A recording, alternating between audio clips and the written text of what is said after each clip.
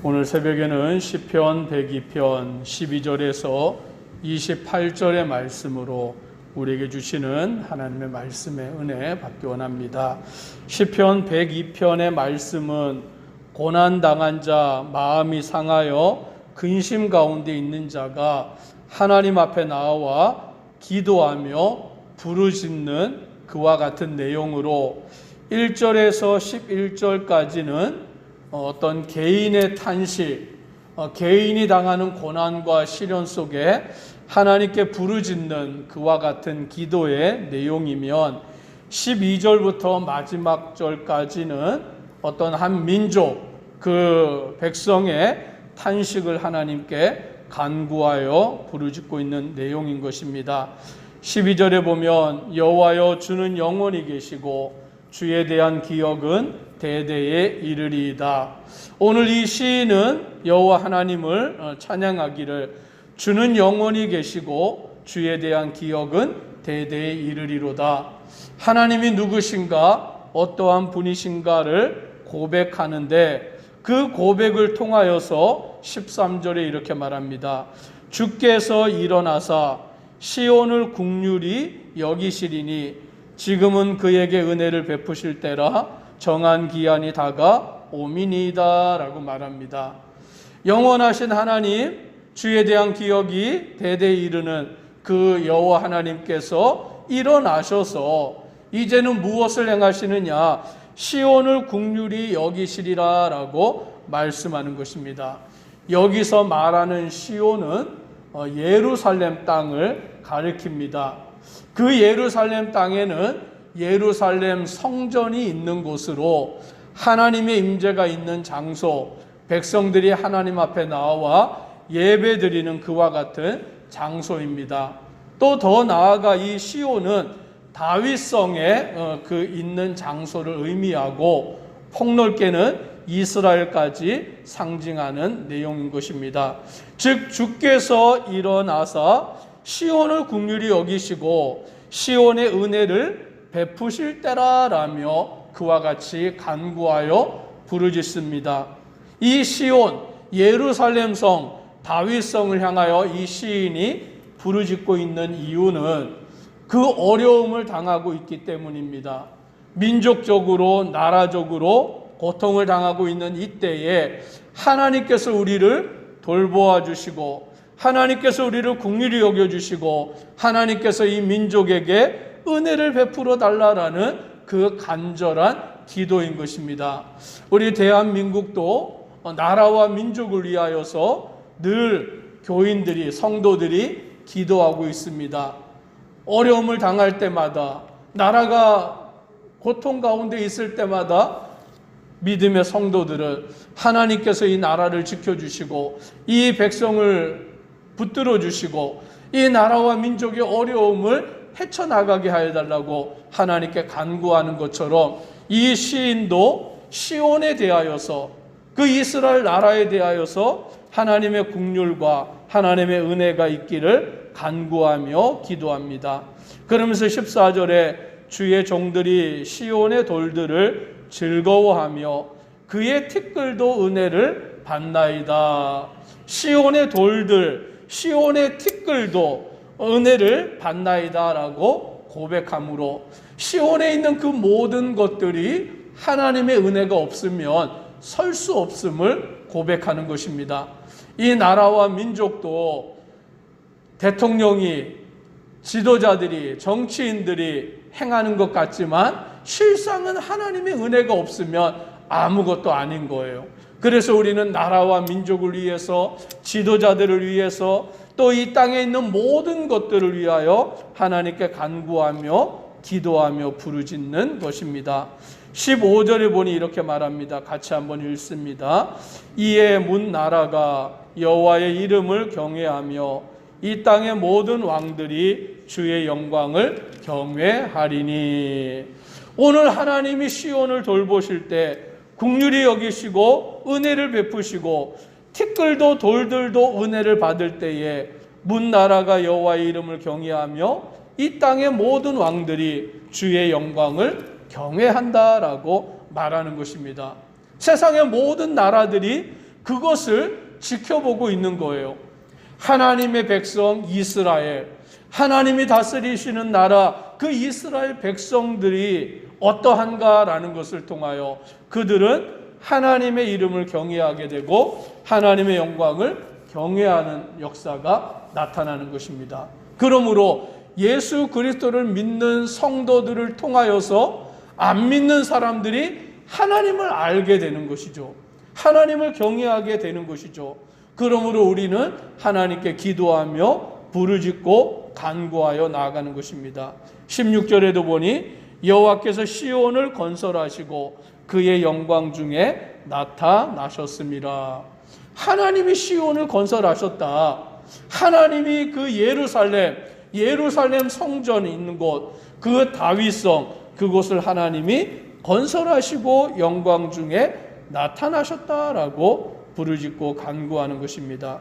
그래서 여호와는 빈궁한 자의 기도를 돌아보시며 그들의 기도를 멸시하지 아니하시는, 즉 모든 자, 모든 심령이 하나님 앞에 기도하고 간구할 때에 하나님은 들으시고 응답하시고 주님의 그 영광을 나타내시는 것입니다.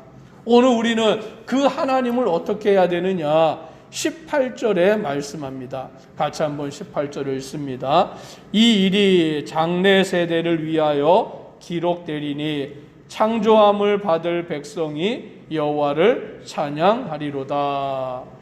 오늘 하나님이 우리를 도우시고 하나님이 이 나라와 민족을 붙드시고 은혜 베푸시는 그 역사를 장래 세대를 위하여 기록한다라고 말하는 것입니다. 하나님의 역사, 하나님이 행하시는 일들을 기록하여서 그것을 남기는 거예요. 왜 남기느냐? 장래 세대를 위하여, 다음 세대를 위하여 남기는 것이죠. 나라에도 보면 역사를 기록으로 남깁니다. 그 역사를 기록으로 남기는 자들이 모든 것을 세세하게 다 기록을 하는 거예요. 왜 그렇게 기록을 하고 그것을 보관하느냐? 후세들이 그것을 알게 하기 위한 것이죠. 그 조상들의 역사, 그 나라가 어떻게 운영되었는지 그것들을 세세하게 남겨서 후대에 그것을 알게 하는 것입니다.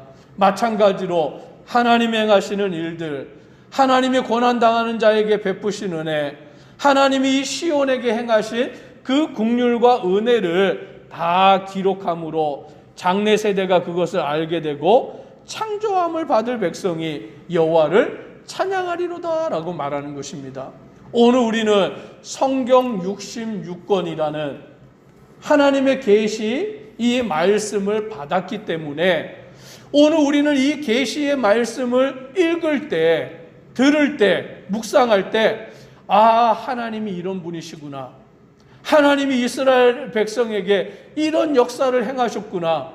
또 하나님이 이방인들을 이렇게 택하여 주셔서 구원받게 하셨구나. 독생자 예수 그리스도를 이 땅에 내어주셨구나. 우리는 기록된 성경 말씀을 통하여서 그 모든 역사들을 알게 되고 그리함으로 하나님을 찬양하는 자가 되는 것을 우리는 깨닫게 되는 것입니다.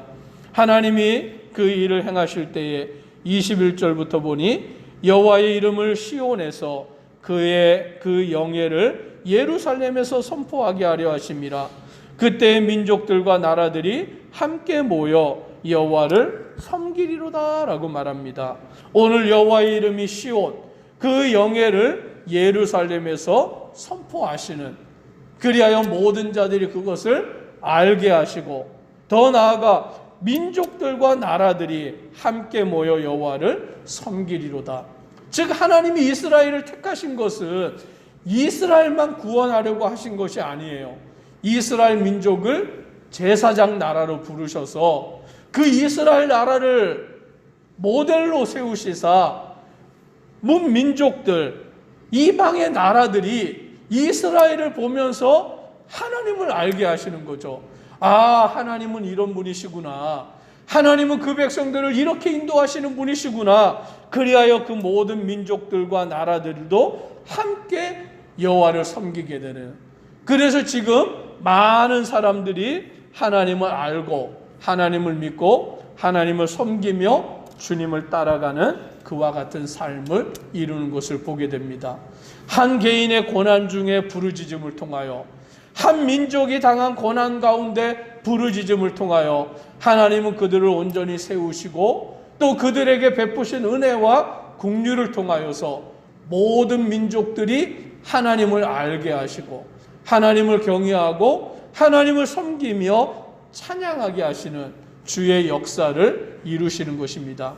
그래서 우리는 때때로 고난이 우리에게 은혜인 것입니다. 왜냐하면 고난 중에 기도하게 되고 고난 중에 하나님을 찾게 되고 그 고난 가운데 우리에게 베푸시는 하나님의 은혜를 누리게 되고 그 일을 통하여서 안 믿는 사람들에게까지 하나님의 영광이 나타나게 되는 것을 우리는 알게 됩니다. 23절부터 마지막 절까지 말씀은 인간의 유한함과 하나님의 영원하심을 비교하여 말하고 있습니다. 그래서 23절에 보니 그가 내 힘을 중도에 쇠약하게 하시며 내 날을 짧게 하셨도다. 즉 우리 인간의 날은 유한한 거예요. 우리의 날은 짧은 것입니다. 영원하지 못합니다. 오늘 우리의 힘은 얼마나 연약한지 24절에 보니 중년의 날을 데려가지 마옵소서라고 그와 같이 이 시인은 말하고 있는 것입니다. 즉 인간의 삶을 보면 다 연약한 것이죠. 다 유한한 것이죠. 언젠가는 그 생명이 끝나게 되는 것임을 알게 되는 것입니다. 그래서 우리의 삶이 결국에는 죽음으로 끝이 나는데 어떤 사람은 노년에 돼서 죽기도 하지만 어떤 사람은 중년의 때 죽기도 하고 어떤 사람은 청년의 때 죽기도 하고 어떤 사람은 아이 때 죽기도 하는 그 모습을 보며 이 시인은 나의 중년에 나를 데려가지 마옵소서라고 그렇게 간구하는 것입니다. 그러면서 뭐라고 말하느냐? 주의 연대는 대대에 무궁하리이다 라고 말합니다. 우리는 유한한데 우리는 우리의 인생에 그 끝이 있는데 주의 연대는 대대에 무궁하리이다. 하나님은 영원하신 분이에요. 하나님에게는 그 시작도 없고 끝이 없다라고 그와 같이 말합니다. 그러면 25절에 주께서 옛적에 땅의 기초를 놓으셨사오며 하늘도 주의 손으로 지으신 바니이다. 천지는 없어지려니와 주는 영존하시겠고 그것들은 다 옷같이 낡아지려니와 의복같이 바꾸시면 바뀌려니와 주는 한결같으시고 주의 연대는 무궁하리이다 라고 말합니다. 즉 우리 인생은 유한하지만 하나님은 영원하신 거예요. 그래서 이 시인은 그 하나님을 바라보는 거죠. 유한한 인간을 의지하는 것이 아니라 죽음으로 끝나는 인간을 두려워하거나 바라보는 것이 아니라 영원하신 하나님, 이 땅의 모든 것을 시작하시고 마치시는 그 하나님을 바라보는 것입니다. 28절 같이 함께 읽습니다. 주의 종들의 자손은 항상 안전히 거주하고 그의 후손은 주 앞에 굳게 서리이다 하였도다. 아멘. 이 시인은 자기는 유한하여서 결국 죽을 수밖에 없는 인생인데 하나님은 영원하시니 그 영원하신 하나님 앞에서 주의 종들의 자손, 주의 종들의 후손이 항상 안전히 거하고 굳게 서리다라고 신앙을 고백하는 것입니다.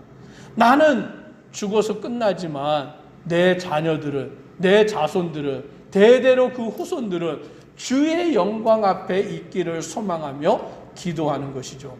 하나님은 시작과 끝이 되시고 하나님은 천지를 창조하셨고 영원히 이 세상의 모든 것을 다스리기 때문에 우리는 그 하나님 앞에 우리의 인생을 맡기고 주님을 의지하고 나아가는 믿음의 성도 되기를 주의 이름으로 축복합니다. 기도드리겠습니다.